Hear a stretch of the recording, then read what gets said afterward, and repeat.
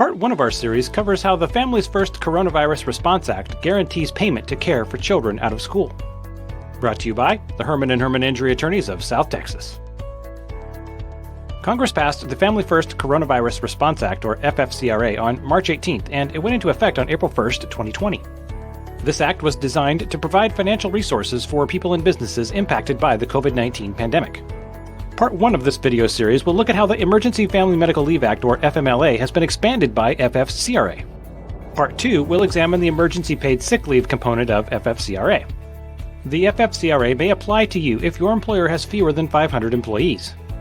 If your company has fewer than 50 employees, it may apply for an exemption, and you should check. Unfortunately, if your employer is exempt, then this opportunity is not available to you. The next question pertains to whether you have a child under 18 whose school or daycare is closed due to COVID-19. Remember, all Texas schools will remain closed for extended periods due to COVID-19. This translates to at least 23 school days covered by the FFCRA, and closures could easily extend through the end of the school year. Are you unable to work because you must care for your child? Next question. Have you been employed for at least 30 days by your employer? If you answered yes to these 3 questions, then you are eligible for up to $10,000 in sick leave compensation. Here's how it works. The first 10 days of leave will be unpaid under the Emergency Family Medical Leave. You may still be paid for the first 10 days, though, under a different part of the FFCRA covered in the next video. Starting with day 11, your employer must pay 2/3 of your normal rate of pay up to $200 per day with a maximum payout of $10,000.